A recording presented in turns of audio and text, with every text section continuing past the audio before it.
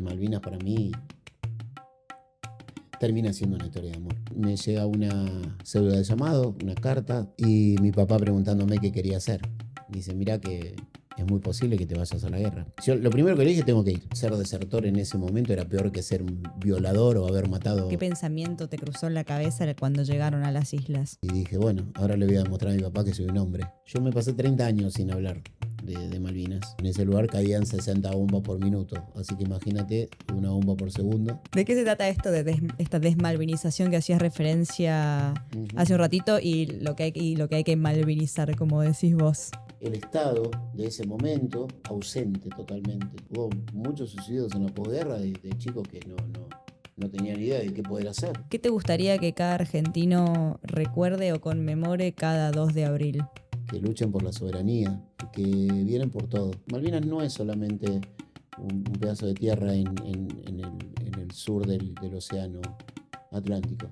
Malvinas es la causa nacional que nos une.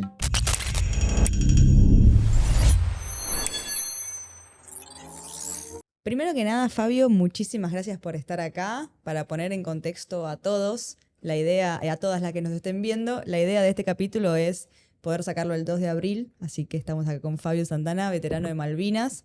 Primero que nada, muchísimas gracias por venir. ¿Cómo estás? ¿Todo bien? Todo bien, Maro, todo bien. Me alegro. Bueno, para ponerte en contexto a vos, Día Cero lo que busca es llevar a los invitados y a las invitadas a través de un objeto, llevarlos a su día cero, justamente, que imagino que tu historia está atravesada por la guerra de Malvinas, así que si querés, con esto te doy pie para que me cuentes un poquito qué fue lo que trajiste y qué fue lo que elegiste. Bueno, sí, obviamente. Había un objeto que para nosotros fue sumamente importante, todos los que estuvimos en Malvinas, que era la campera de UV. La campera de UV era una prenda que había venido de la guerra de los 6 días de Israel. Y bueno, nosotros fuimos con la ropa, digamos, que usábamos acá en el caso mío en Buenos Aires, ¿no? Con una temperatura más o menos lógica de invierno-verano, pero que no era no era ropa preparada para el frío, ni mucho menos. Pero esta campera sí, bancaba como loco. La amábamos porque era lo que nos protegía. Realmente yo digo que fue la prenda por la que nosotros pudimos no congelarnos o tener serios problemas, ¿no? Bueno, esa campera me acompañó toda la guerra, 64 días. Cuando llegué a Buenos Aires, luego de haber terminado la guerra en sí, no sé, ¿qué me pasó? Me quise sacar toda la historia de encima y la ropa la empecé a regalar a mis amigos. Bueno, le regalé la ropa de combate a uno, los borcegos a otro, qué sé yo, todo lo que tenía. Y esa campera se la regalé a un amigo particularmente, que me había ido a ver a Palomar cuando yo regresé con mis viejos. Bueno, le regalo la campera de UV. Pasó el tiempo. Yo durante muchos años, seguramente ahora lo vamos a charlar, pero durante muchos años yo no hablé de Malvinas. Tenía un silencio, como nos pasó a muchos, no a mí solo. Eh, pero bueno, cuando volví a encontrarme con la causa, con todos, y empecé a hablar otra vez y pude comunicarme, empecé a ver que algunos de mis compañeros tenían la campera de UV y la empecé a extrañar, Claro. ¿no? Y decía, entonces me empecé a preguntar, ¿por qué la regalé? Si era algo que realmente me había protegido. Pero nada, no la tenía más. Lo contacté a este muchacho, pero no, me dice, no, yo se la di a otro y bueno, se perdió. Voy a cantar a un lugar, eh, no me acuerdo bien qué era un cumpleaños o algo así. Canto, bueno, pasó. Al otro día recibo una llamada telefónica. Mirá, vos sos Fabio Santana, veterano de Malvinas, sí. Dice, yo te escuché ayer por intermedio, yo estoy en España, pero por intermedio de mi primo, que estaba ahí, me pasa, dice, y yo tengo algo tuyo. y te lo quiero devolver. Bueno, decime. Dice, no, ahora voy a estar en Buenos Aires, dice, y con mi primo vamos a arreglar pero no, pero decime qué es. Es tu campera de Dubé. Habían pasado 39 años. Wow. Contame, por favor, le digo, porque no me dejes así. Y me dice, mira, tu campera vos se la diste a tu amigo, a Pucci. Pucci se la dio a mi tío, porque había engordado mucho y no le entraba. Mi tío se la dio a mi hermano se fue al sur. Y durante 10 años esa campera estuvo esquiando y subiendo montañas. Y después la trajimos y mi mamá dijo, no, démenla porque la vamos a cuidar, porque Claro. esto es de un veterano. La campera quedó ahí. Nunca más se supo nada, nunca más habló nada, hasta que en ese momento me dice, bueno, la semana que viene estoy en Buenos Aires y nos encontramos. Y llegué y me dieron la campera después de 39 años. Wow. Así que fue muy groso, Bien. muy groso de verdad. ¿Qué sentiste en ese momento cuando la volviste a ver, digamos? La verdad, se me vinieron un montón de situaciones, ¿no? Digo que, no sé, debe haber algo más. No creo que todo se termine en algo terrenal. Nunca pensé que podía llegar a tenerla otra vez, pero realmente fue como que, porque fue una prenda que todos los que estuvimos en Malvinas realmente la veneramos, porque todo lo demás era ropa. Hablo en el caso mío que estuve en ejército, ¿no? Los de Marina y los tenían otro tipo de equipamiento, pero nosotros realmente era muy precario. Una bombacha de combate, un calzoncillo largo y, ¿viste? Y una tricota, la chaquetilla de combate y la campera de Dude. Así que dije, bueno, algo, no sé qué es, pero algo pasó. Y bueno, y al poco tiempo, primer desfile de invierno, que esta me la puse y muy orgulloso. Y fue Feliz de muy haberte reencontrado con esa campera. feliz y digo, viste, lo único que se me ocurrió en ese momento es decir, algo más hay. No sé Claro, qué es, tal pero algo cual. más hay. Sí, sí, sí, tal cual. ¿Cómo era el Fabio de ese entonces? ¿Qué recuerdos tenés de ese momento? ¿Qué edad tenías? Y bueno, nada, Mm. los recuerdos que tengas de esa llegada a las islas. Eh, 19 años, trabajaba, eh, tenía muchos sueños, ¿no? Por cumplir, tenía una incipiente carrera de cantante y no, tenía la ebullición de mi juventud, había hecho la colimba en ese tiempo, todos los argentinos, hasta el año 94, todos los argentinos mayores de 18 años le entregaban un año a la patria, argentinos varones. Y bueno, me tocó ir y estuve 8 meses en la compañía de ingenieros mecanizada 10 en Pablo Podestá. Eh, Hice la famosa colimba. Y después, bueno, me fui en la primera baja en noviembre del 81 y en abril del 82, bueno, recuperamos nuestras islas y bueno, ahí empecé a sentir realmente que había una posibilidad de ir, pero no sabíamos. La verdad Claro. que nadie sabía quién iba y quién no iba o cómo iba. Bueno, el 9 de abril me llega una cédula de llamado, una carta, me la trae un compañero a mi casa y bueno, decía que me tenía que presentar en el cuartel. No decía que íbamos a ir a las islas porque tampoco, pero ya intuía que algo podía pasar. Bueno, reunión familiar, cono de silencio con la familia y mi papá preguntándome qué quería hacer. Dice, mira que es muy posible que te vayas a la guerra. Ujú. ¿Viste? Lo tomé, si me decís, como lo primero que le dije, tengo que ir, porque van los pibes, los compañeros, lo tomaba como ir a jugar al fútbol. Claro, claro, claro. No, no, no, ni, no tomé conciencia realmente de lo que era. Pero sí que no quería desertar, por un montón de situaciones, amén de un gobierno de facto, ser desertor en ese momento era peor que ser un violador o haber matado, no sé. Ser desertor era terrible, quedabas marcado. Entonces ni se me ocurrió.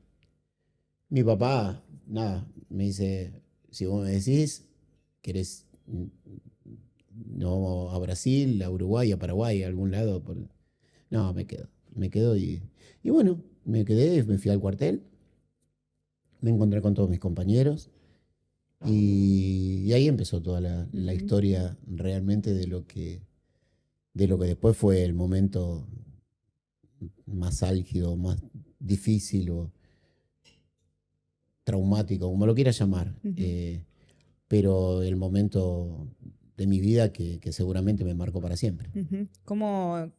¿Qué sensación recordás o qué pensamiento te cruzó en la cabeza cuando llegaron a las islas?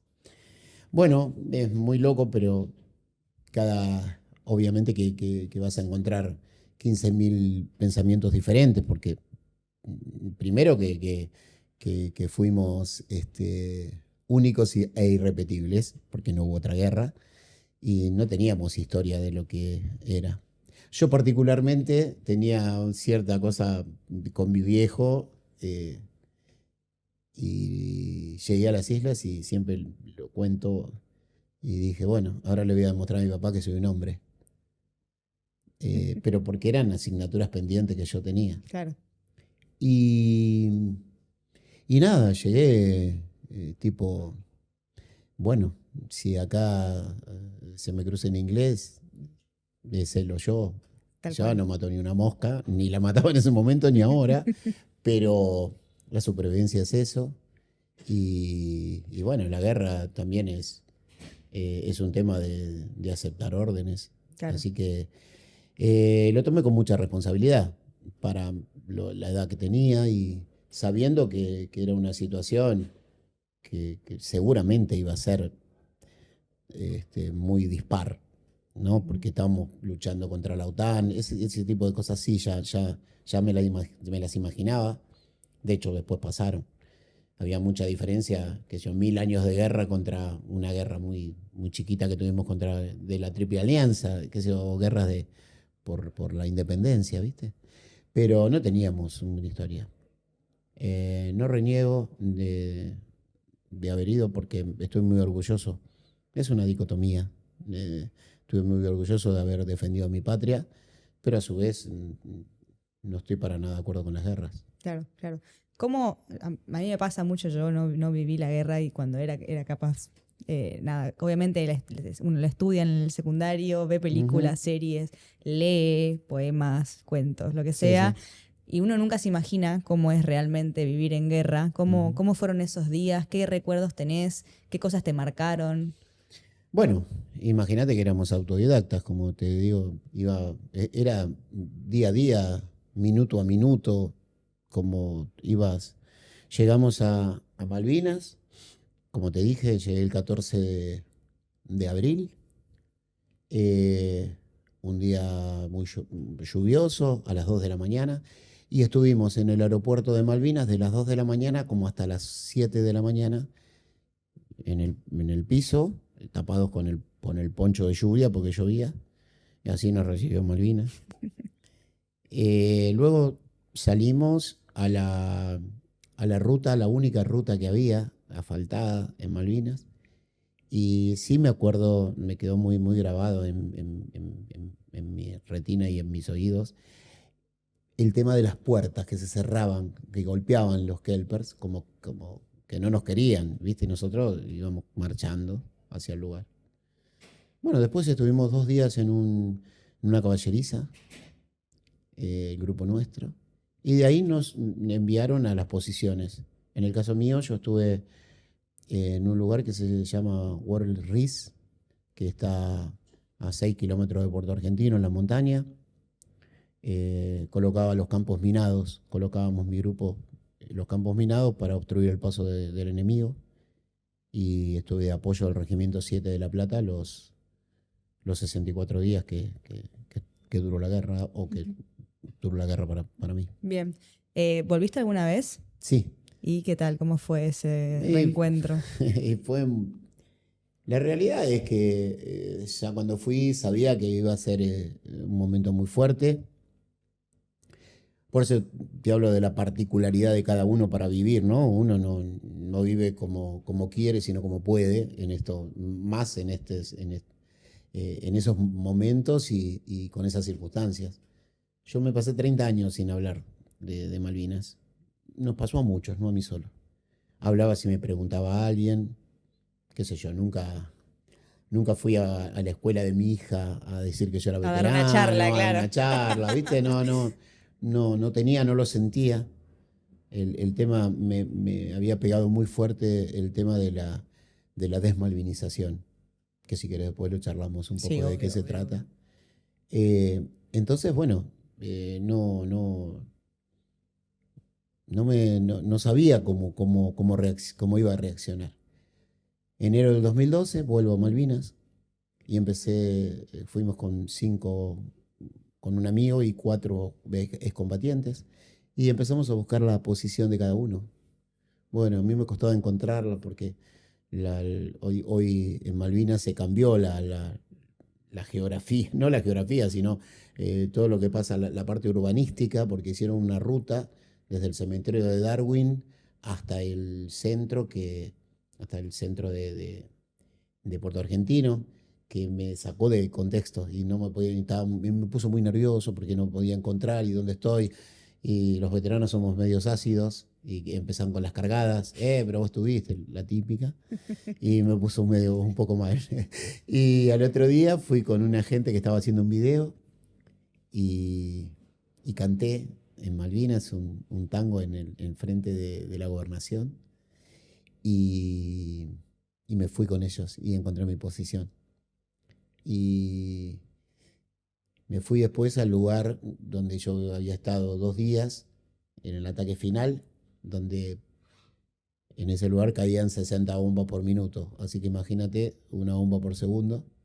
Eh, los ingleses tiraban ahí porque si nos pasaban a nosotros, con el repliegue de todos los compañeros, ya tomaban Puerto Argentino. Él Ujú. fue el ataque final. Así que me puse en el mismo lugar donde había estado y fue muy fuerte porque, digo, viví de casualidad. Ujú. Eh, Así que bueno, eso realmente fue un poco lo que fue muy movilizante, Ujú. muy de decir, qué sé yo, la bomba si en vez de caer a 5 metros, caía a 5 metros por lado, no, Claro, no la cuento. claro, claro. Así que igual sabíamos, la mayoría de nosotros, le habíamos perdido un poco el miedo a la muerte. No por ponerse en una posición como que no podías morir, sino porque necesitas encontrar formas para poder seguir, de sobrevivencia, Claro, ¿viste? con un método de Es un defensa, tal método de cual. defensa, exacto. Entonces, al principio venían los aviones, los Sea Harrier ingleses, y en la montaña, y empezaron a bombardear. Ellos, la realidad que querían bombardear el puerto argentino, pero el aeropuerto para que nosotros no recibiéramos ni armas, ni comida, ni nada de eso. Entonces pasaban muy cerquita donde estábamos nosotros. Y escuchábamos cuando tiraban las bombas, típico de un silbido, ¿viste? Y la bomba. Entonces al principio, los primeros días, creo que el primer bombardeo fuerte fue el 1 de mayo. Y bueno, obviamente, te parapetabas, te tirabas a algún hueco donde te podías, ¿viste? Ya después siguieron los bombardeos y a la semana estabas acostado, porque por lo general era muy temprano, tipo 5 o 6 de la mañana o 7, y ya decía, ahí viene, y sentías el ruido, pero ya te tapabas la cabeza diciendo, bueno, si cae, cae. Y después ya decía, ahí viene, y Ok. pasaba.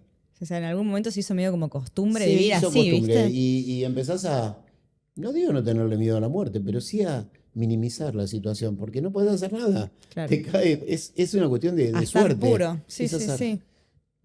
A nosotros nos cayó una bomba de 500 kilos a 1 kilómetro, ponele, no sé, más o menos, que hizo un orificio de 12 metros de diámetro por 6 de fondo. Wow. Así que imagínate que si nos donde Sí. caía estaba. Pero bueno, así ¿Lo fue. charlaban a eso entre ustedes estando Sí, allá? sí, Tipo decir, che, ¿qué obviamente. está? ¿Qué? Teníamos mucho tiempo para charlar, porque en Malvinas en esa época, en abril, eh, el sol sale 9 10 de la mañana, 9 mínimamente, y anochece a las 5 de la tarde. Entonces las noches son larguísimas.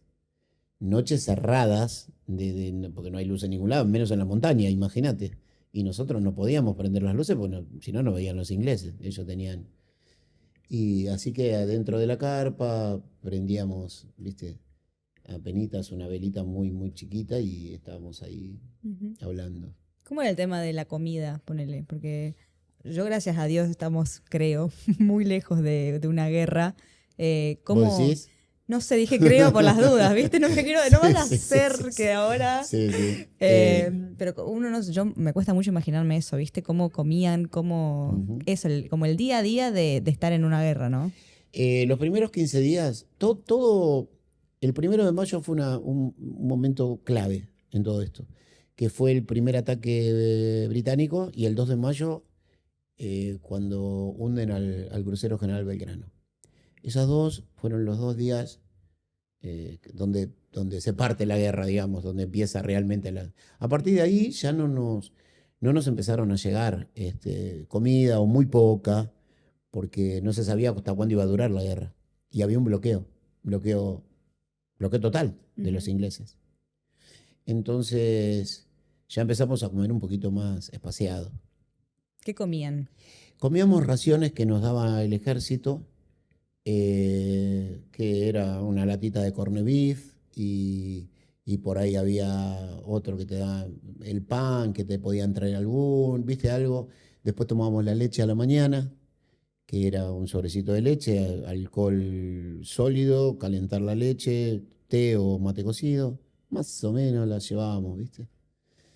Pero después ya empezó a escasear, porque no nos traían y no había más. Y ahí empezamos a comer ovejas de Malvinas que carneábamos nosotros. En el caso nuestro armamos una parrillita con alambre, agarrábamos las ovejas, las carneábamos y destilamos el agua del mar, así que teníamos sal y comíamos asado de cordero, de oveja. Ujú. Hasta que se entraron y los cráneos del ejército, en el caso nuestro, nos dijeron que no se podían matar más ovejas porque era una mala prensa. Entonces a los que te encontraban, bueno, los castigaban y pasaron un montón de cosas muy injustas porque la realidad es que lo que hacíamos era para comer, Sí, para no es que, subsistir, claro, básicamente, tal cual. era subsistente. Pero bueno, es harina de otro costal eso. Pero bueno, realmente fueron momentos, repito, y quizás ya te lo haya dicho, el combo del frío, el hambre, la incertidumbre por vivir, extrañar a tu familia. En el caso mío, creo que, no sé si era la segunda vez que había salido de mi casa más de 3 días. Claro. Entonces, todo eso te hacía eclosión y medio. Pero en ese momento y después, eh, me. Bueno, yo soy muy sagitario, y somos muy de quédate tranquilo que esto va a pasar y vamos para adelante ¿no? Y siempre tratando de ser positivo. Y, y yo decía, ¿qué saco bueno de todo esto? Porque también trataba de tener una mirada introspectiva en ese momento, dentro de lo que podía. Y hoy te digo que me hizo mejor persona la guerra. Mira. Porque me di cuenta primero que somos todos iguales. Pero literalmente todos iguales. Ahí el que estaba al lado mío, que era millonario, por ejemplo, los padres, y yo, que mis viejos eran laburantes, podíamos morir de la misma manera, o bueno, nos podíamos salvar de la misma manera. Me llegó una encomienda, me mandaron 32 encomiendas, y obviamente que había bloqueo, no llegaban, me llegó una sola, Mira. muy grande. Mi tío tenía un depósito de galletitas. eh, y automáticamente que me llegó, éramos 15 en el grupo, y puse la caja de todo lo que había, y le dije, repartámosla entre todos. eh, en esos momentos, quizás otros lo hubieran Claro. aprovechado y hubieran comido, pero no digo que sea mejor persona, yo flashé para ese lado, gracias a Dios. Sí, sí, tal cual. También hay una impronta de cada uno, una vivencia de cada uno, pero lo que me enseñó la guerra fue eso, que somos todos iguales y que hay que ser empático, Ujú. porque el tipo ese te puede salvar la vida Sí, y obvio. vos a él. O viceversa, sí, tal cual. Y después con el tiempo me di cuenta que al final terminó siendo una historia de amor. Malvinas para mí termina siendo una historia de amor. Ujú. Amor a la patria, amor al prójimo, amor a defender mi soberanía. Eh, Digo, me hizo mejor persona. Sí, sí, sí, tal cual. Imagino que por esto que contás es una historia de compañeros, Malvinas. ¿Hubo algún compañero en particular o algunos compañeros en particular que te marcaron a vos, que te ayudaron? Sí, bueno, me pasó algo muy, muy, muy loco. Cuando estábamos llegando a Malvinas, no, a vos te daban un bolsón muy, muy pesado y muy grande donde tenías todas tus cosas.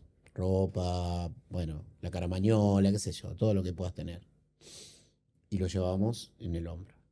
Cuando estamos caminando para ir al lugar donde estuvimos 2 días y después nos mandaban a cada uno a su sector, mi compañero, el que tenía la mitad de mi paño de carpa, porque dormíamos en una carpita para dos. Entonces vos tenías un paño de carpa y tu compañero el otro.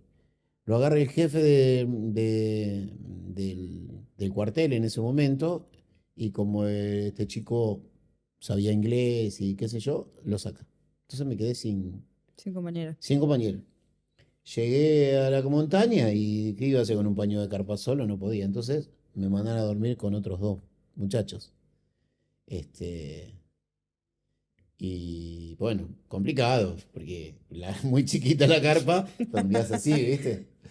Y bueno, al poco tiempo, ley de supervivencia, había otro compañero que tenía comida y venite, y ya me corrí y ya era medio un nómade, ¿viste? Hasta que mis compañeros que había hecho la colimba durante todo el año, dice, ¿por qué no te venís con nosotros? A pesar que era otro grupo, no pasa nada, ya estamos acá, dice, y hacemos cinco carpas, 5 paños de carpa, y armamos tipo toldería. Entonces ahí, este, y sí, me quedo con ellos que el recuerdo y que me marcaron también. Claro. Revetria, Solé y Mateo. Ahí va. Son 3 compañeros que estuvieron conmigo en los 45 días que me quedaron hasta el día de ataque final. Bien, bien, bien. Cuando salen de las islas y hablas con tu familia, ¿qué te cuentan ellos que se decía acá mientras ustedes estaban en Malvinas? Y bueno, primero era una desinformación total. Un poco también porque, viste, a nosotros acá se decía que íbamos ganando, que nada, que primero que no iban a venir, después que vinieron, pero que iban perdiendo, después que. Y nadie. No. Y a nosotros, yo ya del primer tiempo, al poco tiempo de los primeros bombardeos, ya había un rum rum que si los ingleses llegaban a hacer cabecera de playa, que era posicionarse en las islas, viniendo con la flota, era imposible pararlos. Imagínate que había una diferencia total en todo sentido, no solamente en experiencia, sino en armamento, en ropa, en logística. Ellos tenían visores nocturnos que nos veían Claro. como si fuera, nosotros nos veíamos de al lado, no te veía. Tenían casco con radio, armaban hospitales de campaña en 48 horas. Nosotros, si teníamos un herido, teníamos que hacer 7 kilómetros llevándolo con 2 por montaña, ¿viste? Era una diferencia Abismal. abismal. Y bueno, por eso tampoco querían informar nada, porque se veía que no había mucho futuro. Igual hicimos mucho daño. eh, am- una de las cosas que siempre cuento fue la última guerra cuerpo a cuerpo, realmente. Porque después empezaron las guerras misilísticas, Irak, Irán, Afganistán y todo lo demás, porque la OTAN se dio cuenta de que si las guerras eran guerra de guerrillas, como históricamente fueron, ellos perdían mucha cantidad de gente. De hecho, ellos dicen que murieron 300 y murieron muchos más. Yo Ujú. estoy seguro que cuando desclasifiquen la información va a haber muchos más. Pero bueno. Claro. ¿Cómo fue el momento en que les dicen a ustedes o cómo les dicen a ustedes que la guerra había terminado o que su trabajo ahí había finalizado Ujú. y para salir de las islas? Bueno, termina la guerra, termina el 14 de junio, pero a partir del 11 nosotros empezamos a saber que ya estaba cerca de su fin porque nos atacaban mucho, nos bombardeaban mucho de todos lados. Había una señal de repliegue que nos habían dado como un santo y seña, que bueno, cuando escucháramos eso teníamos que ir a Puerto Argentino para ver si seguíamos luchando o no. Bueno, ahí me toca estar en ese lugar donde en el 2012 volví y cruzar un río de piedra, eh, nada, cuerpo a tierra, con los codos, moviéndome muy despacio porque lo hacían de día, prendían las bengalas, hacían de día y ahí te bombardeaban. Y bueno, se salvaba el que podía. Estuve como 5 horas para llegar, para hacer 4000 metros, una cosa así, hasta llegar a Puerto Argentino. Llegamos a Puerto Argentino y dije, bueno, ya está, me salvé. Ya está, no hay. Y nos dicen que tenemos que volver. Y bueno, tenés que volver. Te Claro. manda tu jefe, viste, no podés irte porque si no sos un desertor. Y dije, bueno, ahora sí, me matan. Y volví con mis compañeros, ¿no? Y ahí nos dicen, no, se terminó, ya está. Ya nos rendimos. ¿Y qué sensación te generó Y, eso? y mucha Porque es amargura. un poco, obviamente, perdés la guerra, pero al mismo Sí. tiempo, o sea, Ah. te volvés a reencontrar con tu gente. O sea, es como que siento que es una dicotomía, Siempre, ¿no? siempre, siempre tenés esa dualidad eh, en los momentos límites, ¿viste? Siempre tenés esa cosa por un lado, el yin y el yang, ¿viste? Yo quería volver a ver a mi familia, daba gracia que estaba vivo, que no estaba herido, solamente tenía un corte acá porque me saltó una piedra con una bomba, saltó una piedra y me cortó acá el arco superciliar y me sangraba mucho, entonces mis compañeros se pensaban que me habían sacado el ojo, no, le digo, es una piedrita que me pegó. Eh, y nada, te da mucha impotencia, ¿viste? Después cuando le pusimos armas, o sea, terminamos ahí, entonces nos dijeron, bueno, ahora van a ir prisioneros. Salimos al camino, estuvimos un par de horas ahí, ponerle que fueran 11 12 del mediodía, y teníamos que dejar las armas en un lugar, tirarlas, el casco, las armas, todos los cargadores y todo eso. Y una vez que pasábamos, que no teníamos armas, nos preguntaban por qué habíamos peleado, dos ingleses, en el caso mío, ¿no? ¿Por qué había peleado? Porque entonces yo le dije, peleé por mi patria, por mi bandera, por, por- por mi madre, qué sé yo, no sabía qué decir. Claro. Y ellos se miraban y se sonreían, ¿viste? Eh, como, no cargando, pero diciendo, no, acá se pelea por plata, Mirá, ¿viste? Eh, porque son profesionales, nada más. O sea, nosotros, la verdad que siempre digo que fue de corazón. Y yo, mm, o sea, vi gente con miedo, con susto, pero no cobardes. No los vi. claro. Porque cuando nos decían hay que ir, y íbamos. Y cuando había que replegarse, nos replegábamos. Pero acatábamos órdenes, ¿viste? Ujú. Y mismo por tu compañero, solo no lo dejabas. Y él a vos tampoco. Claro, claro. ¿Cómo fue el reencuentro con tu gente? Uh, muy grosso. Llegamos eh, el 17 a la noche. Yo volví en el buque Hospital Bahía Paraíso, que era un buque para llevar heridos. Tenía un principio de pie de trinchera, pero nos trajeron en ese buque. Eh, Llegamos a Punta Quilla, a un lugar cerca de Río Gallegos. De ahí en un Fokker hasta Río Gallegos y después en un Boeing hasta Palomar.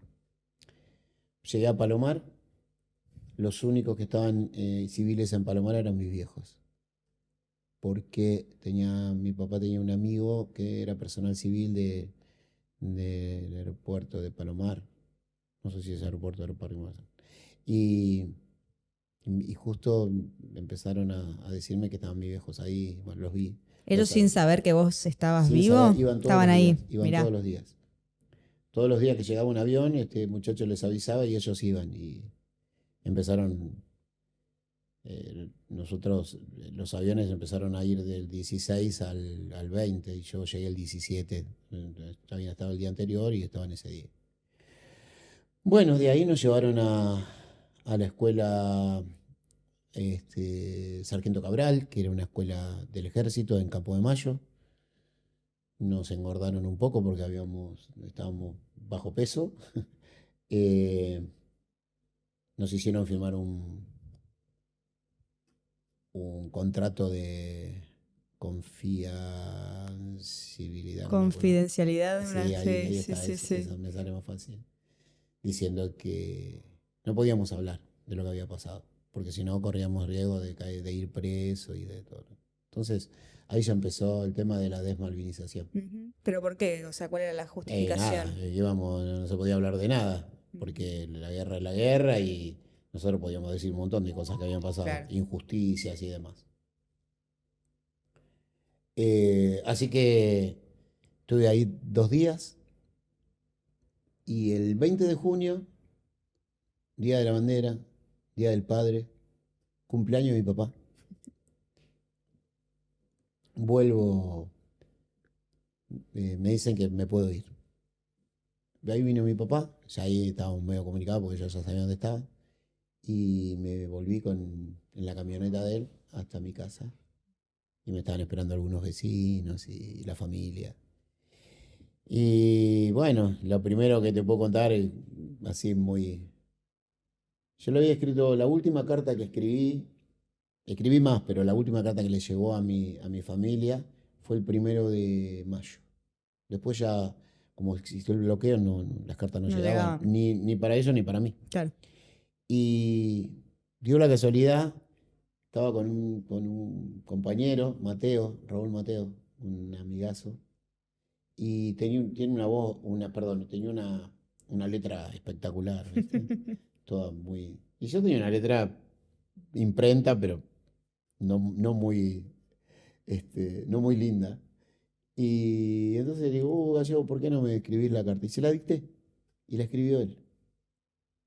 Bueno, una carta, viste, diciéndole, qué sé yo, que ya iba a volver, que me esperara, que los extrañaba, cosas usuales. Entonces cuando volví, me ve mi mamá y yo la veo que me empezaba a tocar, viste, me tocaba los brazos, me tocaba... Digo, ¿qué pasa, mamá? Digo, no, nada, después te voy a contar. Pero no, decime. No, después te voy a contar. No me quería contar. Bueno, después me cuenta. Cuando le mandé la carta, ella dijo, ¿por qué no me la escribe él? Entonces ya empezó, y si le cortaron el brazo, y si está herido, y si está... Bueno, primero me habían cortado el brazo, pero otro brazo, por las dos piernas, una cosa, viste, Sí, sí, todo sí, muy, obvio, obvio. muy... Y bueno, estaba muy preocupada por eso. Claro. Nada, anecdótico, pero cosa de madre, ¿no? Y, y bueno, los vi, mi viejo bastante agnóstico, pero fue 60 días a la iglesia de Pompeya, todos los días a Y en pedir. esas situaciones te tenés que agarrar a Te algo. tenés que agarrar a algo. O sea, Sí, Dios, sí, la sí. religión que sea, el Dios que creas, lo Lo que que sea, quieras, siento que lo que quieras. es lo único que te mantiene viva la esperanza, ¿viste? Creas o no. Sí, es que yo siempre digo, yo no soy muy religioso, creo en Dios, sí, pero en los momentos límites decís, Dios, Sí, sacame sí. de esta, o Sácame de acá. claro, dame una más. Dame un respiro. Claro. ¿De qué se trata esto de esta desmalvinización que hacías referencia Ujú. hace un ratito y lo que hay que malvinizar, como decís vos? La desmalvinización comienza a partir de que llegamos al continente. Ya notamos que nos querían traer escondidos, porque los camiones donde subíamos bajaban la, la lona para que no nos vieran. Después cuando llegamos a Palomar, en el caso nuestro, tuvimos un episodio con un este, suboficial, un estúpido que nos empezó a decir que los perdedores no teníamos, en el caso mío, ¿no? Que los perdedores no tenemos derecho a nada, que habíamos perdido la guerra, ¿viste? Taradeza. Bueno, ya dijimos esto. Después con lo que te contaba, el hecho de firmar para no poder No pueden decir lo hablar. que había pasado. Sí. Yo particularmente sentí que no estaba bueno hablar, no estaba bueno decir que yo era veterano. Después ibas a pedir un trabajo y ibas a buscar un trabajo porque no teníamos nada. Y nos decían que nos hacían doble psicofísico para ver si cómo estábamos. Salías con una chica, en el caso mío, de muchos, y el papá decía, no, este es el loquito de la guerra. Y Mirá. no, contextualizando un poco lo que pasaba. Y no garpaba ser veterano, no estaba bueno. Entonces empezás a, a bajar y vos mismo no hablás. ¿Para qué? Y las preguntas históricas, ¿a cuántos mataste? Y Mirá. si no, la verdad no maté a nadie y no. Ah, entonces Como para qué si fuiste. fuese Fuiste algo de paseo. anecdótico, Claro, divertido. fuiste de paseo, ¿viste? Esas cosas así. Dije, no voy a hablar. Ujú. El Estado de ese momento ausente totalmente, ausente con respecto a los soldados de Malvinas. ¿Por qué? Porque los suboficiales y oficiales eran cuadros, eran del ejército, tenían una obra social, cuando llegaron pudieron ir a ver a un psiquiatra, psicólogo o lo que fuere, pero nosotros éramos colimbas. Para los militares no éramos militares y para el pueblo éramos militares. O sea, una cosa muy enroscada. Y cada uno empezó a tirar para. Si tenías una buena familia o alguien que te contuviera, más o menos la llevaba. Pero si no, hubo muchos suicidios en la posguerra de chicos que no tenían idea de qué poder hacer. Claro. Porque existían cosas que nos pasaban, a mí y a muchos, qué sé yo. A la noche soñar y ver todo de verde, cosas Sí, estrés de estrés postraumático. postraumático que lo tuvimos todos y Ujú, que lo tienen todos veteranos. Algunos lo sobrellevan de una manera más digna y otros no. ujú.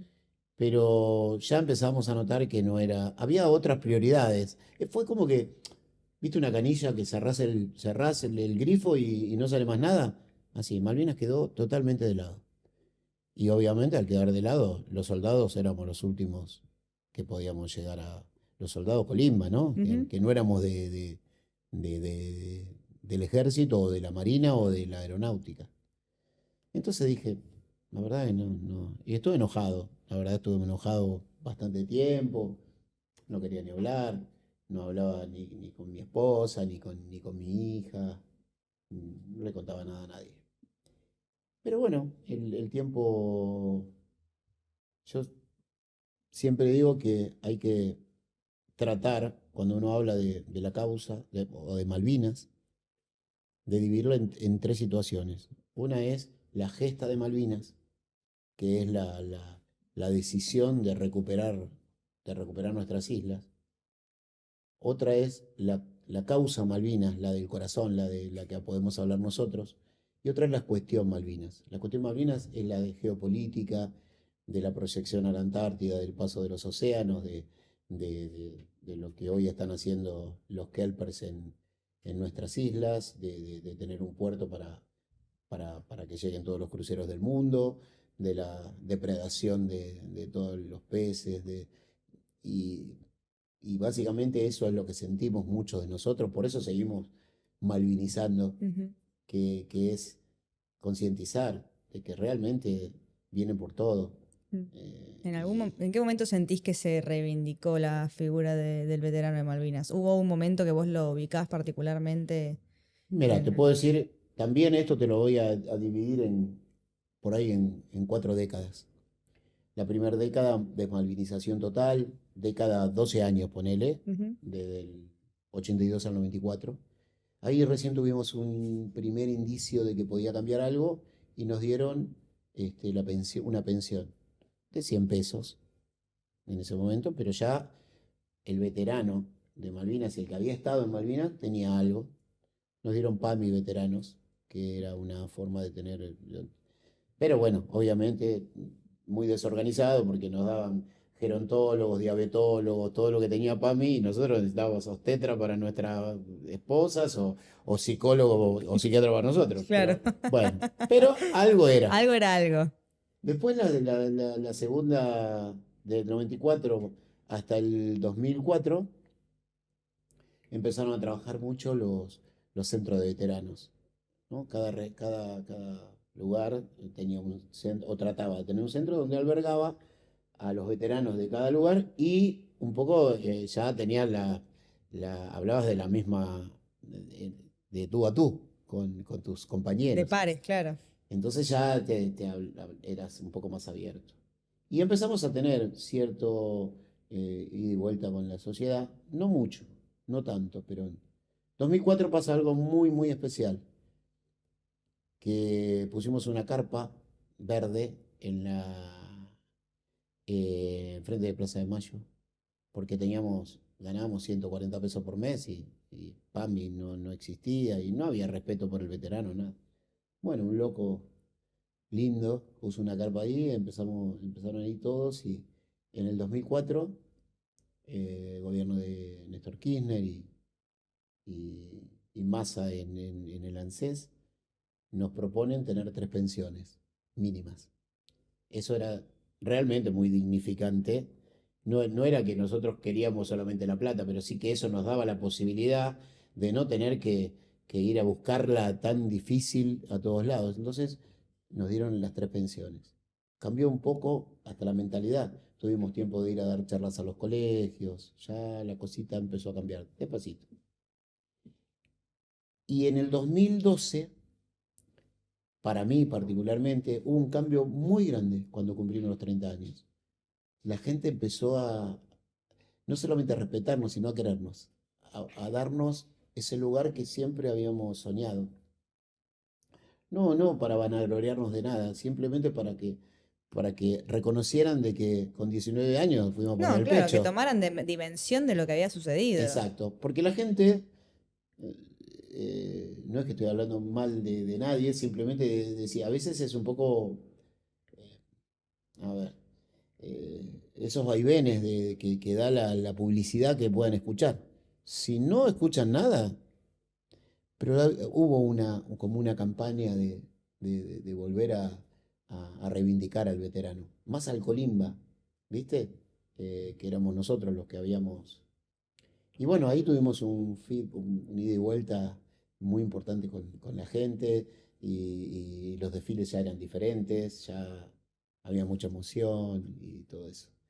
Y bueno, después de eso empezamos a transcurrir y nos dimos cuenta de que ese respeto lo teníamos que tratar de volcar a dar, a dar charlas y a malvinizar con los chicos de las escuelas y con los jóvenes, porque era una forma de poder, de alguna manera, reivindicar la muerte de nuestros compañeros, Ujú. porque por algo murieron.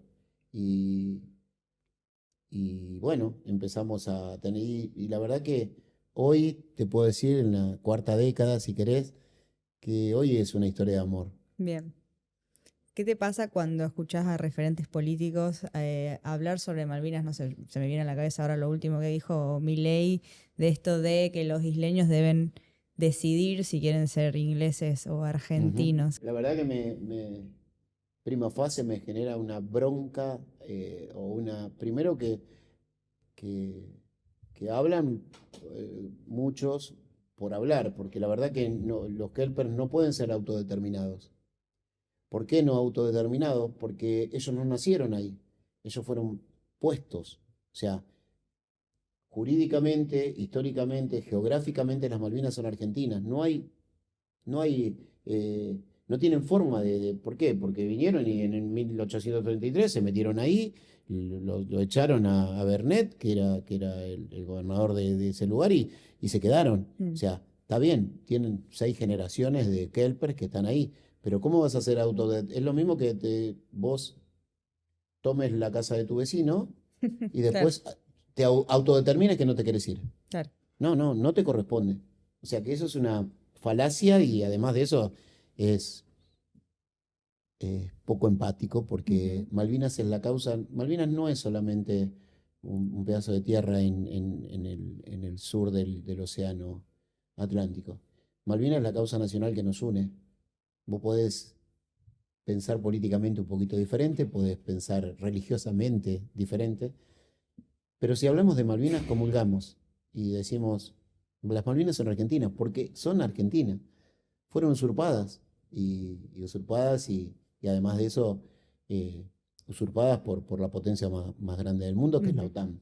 Sí. Así que me da mucha impotencia cuando escucho esas cosas y digo, eh, nada, mis compañeros no murieron en vano, Tal cual. murieron por una causa. Sí, sí, sí. Ya para ir llegando al final de esta entrevista, ¿qué te gustaría que cada argentino recuerde o conmemore cada 2 de abril? Eh, Básicamente, cuidar la soberanía, defender lo que es nuestro. Malvinas es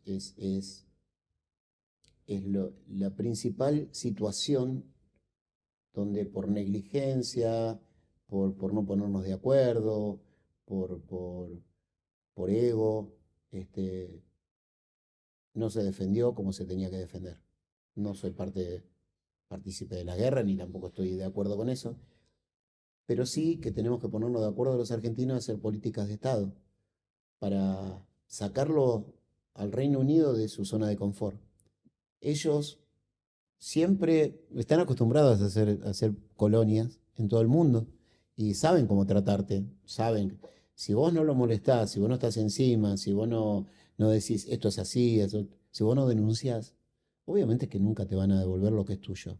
Ujú. Así que si me decís qué es lo que hoy le pediría a los argentinos, que, que luchen por la soberanía, porque vienen por todo, Bueno, vienen por todo. recién que vuelvo un segundo, me acordé que me contaste que tenés una hija. Ujú.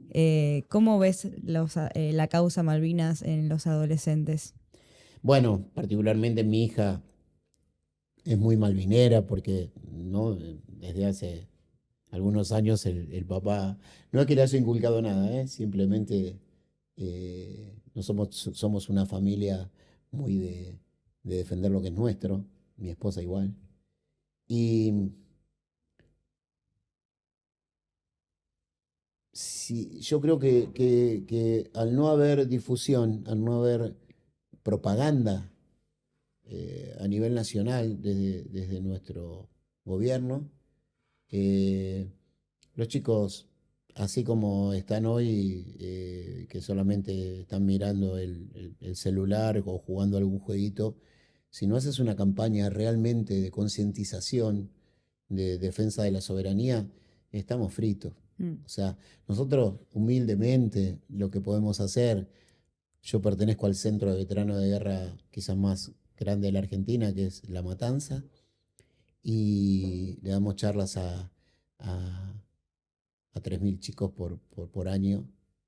Vamos a las escuelas y nada, pero no alcanza.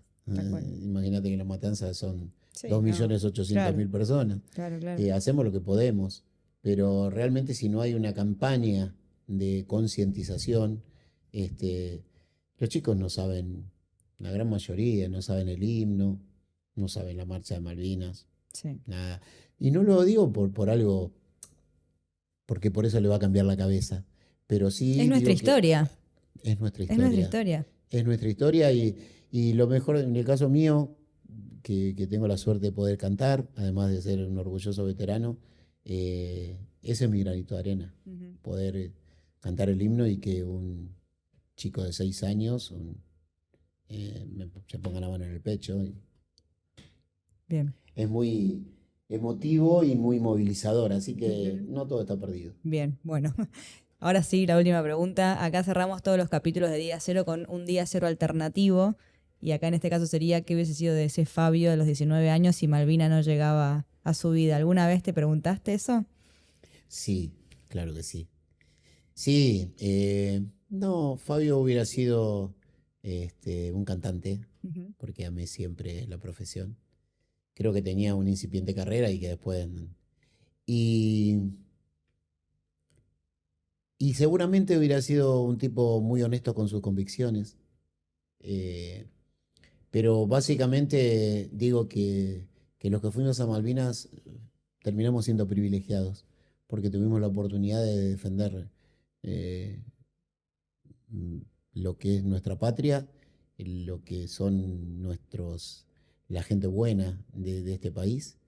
Y nada, no sé qué hubiera sido con respecto a un montón de otras cosas, pero sí sé lo que fui a partir de la guerra. Perfecto, Fabio. Muchísimas gracias. Y bueno, Gracias a vos. no está de más recordar que las Malvinas son y serán siempre argentinas. Muchísimas gracias por estar acá, por ser parte de Día Cero Ujú. y por coparte para charlar un rato. Gracias. Fue muy lindo esto.